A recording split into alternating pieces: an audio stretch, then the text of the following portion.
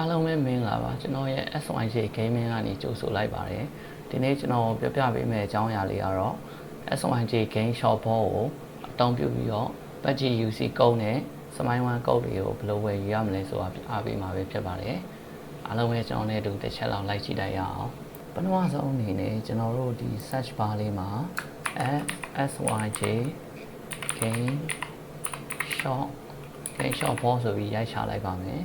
အမှထိတ်ဆုံးမှာကြာလာတဲ့ကောင်လေးကိုတစ်ချက်နှိပ်လိုက်ပါကျွန်တော်ရဲ့ logo လေးပါပါတယ်။အဲကျွန်တော်တို့ start ကိုနှိပ်ပါမယ်။ start ကိုနှိပ်ပြီးတော့ကျွန်တော်တို့ဒီမှာ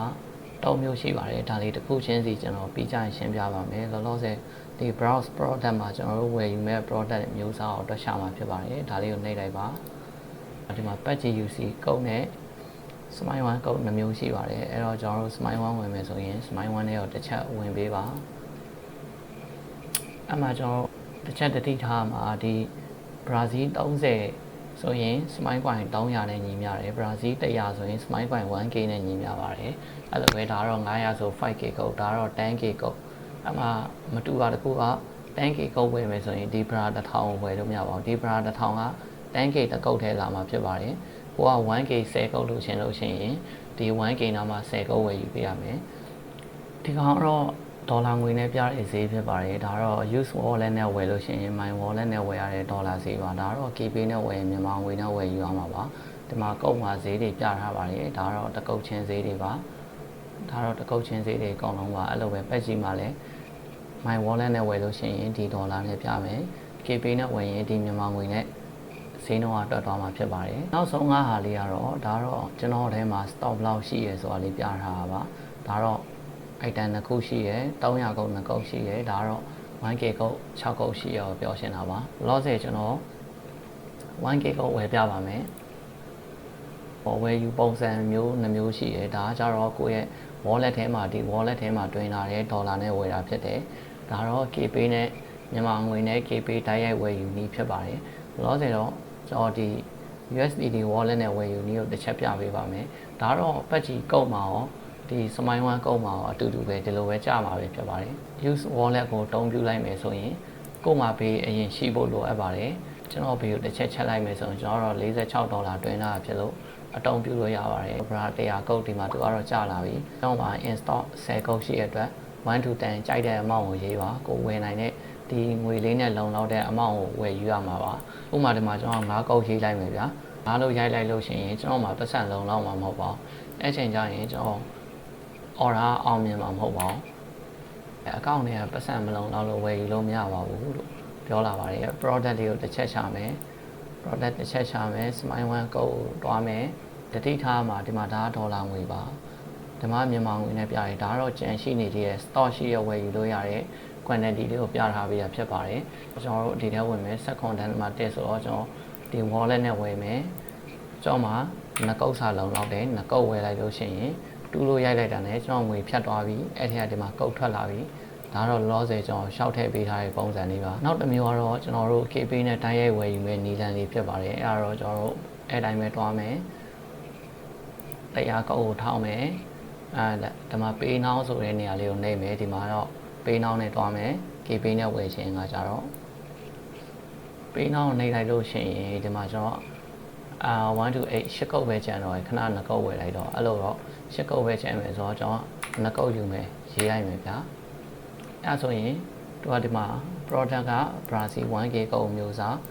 အရေးတော့က2ခုဖြစ်တယ်အဲ့တော့ကြားတင်ငွေကတော့တစ်ခါလေးတူပေါင်းပေးပါတယ်အမှပြရတဲ့ဈေးကိုတူတစ်ခါလေးပေါင်းပြီးတော့ပို့လာတယ်အမှ payment တိုက်က KP တစ်မျိုးလေးရပါအောင်မယ်ကျွန်တော် Wave Money လက်မခံပါဘူး account name ကတော့ကျိုးဆက်ပါအမှ account number ကတော့80ပါညာနဲ့အမှ KP note ငွေလွှဲတဲ့ချိန်ကျရင် note ထဲမှာရေးထည့်ပေးရမယ်ရပါ where you to eat Telegram name or user name လာရေးထည့်ပေးရင်တဘောကတော့brother တို့ဝယ်မဲ့ account ကဥမာကြော်လို့ဆိုတဲ့ Telegram account နာမည်နဲ့ဝယ်လို့ရှိရင်အဲဒီ KP note ထဲမှာကြော်လို့ရေးထည့်ပေးပါဒါမှမဟုတ် user name ကကြော်123ဆိုလဲကြော်123ရေးထည့်ပေးခဲ့လို့ရပါတယ်ကျွန်တော်ဒီမှာငွေလွှဲရမယ်ဒီဖုန်းနံပါတ်ကိုလောက်လွှဲထားတဲ့ပြေစာကိုအရေးကြီးဆုံးအချက်ကဒီပြေစာကို9မိနစ်အတွင်းမှာပို့ပေးရပါမယ်အရန်ကြာတော့လို့ရှိရင်ပြေစာလိုက်ဆက်ရရှုပ်ကုန်မှာမလို့ပါလောဆယ်ကျွန်တော်လွှဲလိုက်ပြီးသဘောထားလိုက်မယ်ထားပြီးတော့တစ်ချက်ပို့လိုက်မယ်ကျွန်တော်မှာပြေစာမရှိတဲ့အတွက် ဒါစမ်းပြဖြစ်တဲ့အတွက်ဗျာပို့လိုက်မယ်ပို့လိုက်တဲ့ချိန်ကျရင်ဟိုဘက်မှာတွတ်တက်ပြီးတွတ်တက်လို့ရှိရင်ကျွန်တော်ဟိုဘက်ကနေ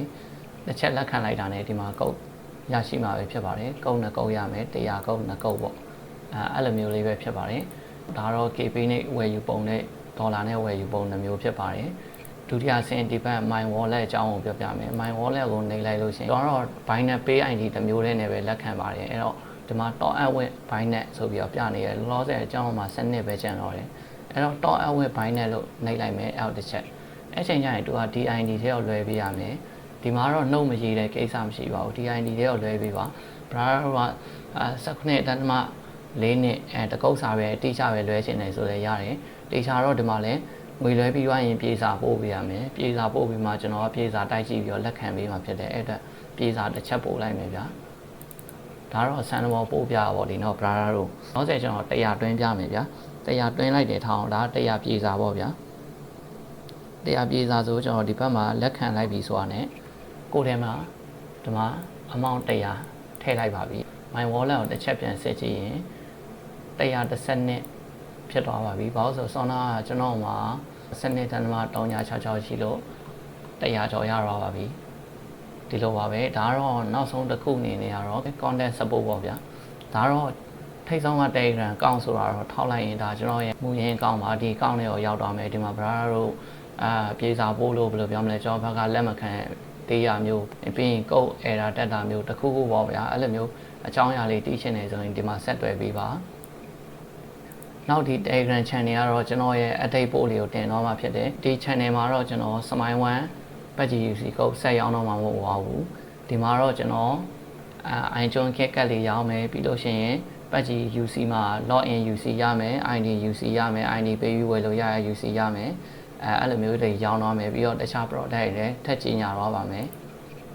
တော့ဆယ်တော့တုံးပြူနေရတော့လောက်ပါပဲရိုးရှင်းပါတယ်ဒီဟာလေးကတော့ကျွန်တော်ရဲ့ SYJ Game Shop Bot လေးကိုအတုံးပြုပုံလေးပဲဖြစ်ပါတယ်ကျွန်တော်စပြီးတော့ channel မှာတင်ပေးတဲ့ချိန်ကနေစတင်ပြီးတော့ဝယ်ယူအတုံးပြုနိုင်ပါပြီနောက်ဗီဒီယိုလေးမှာစမိုင်း1ကုတ်ကိုဘယ်နေရာမှာ redeem တက်လုပ်မယ်ပြီးရင်အဲ့အောင်စိန်ဘယ်လိုဝင်မယ်ဆိုတဲ့အကြောင်းအရာလေးကိုကျွန်တော်တင်ပေးတော့ပါမယ်အားလုံးပဲကျွန်တော် channel လေးကို subscribe လေးလုပ်သွားပေးခဲ့ကြပါဦးကျေးဇူးပါ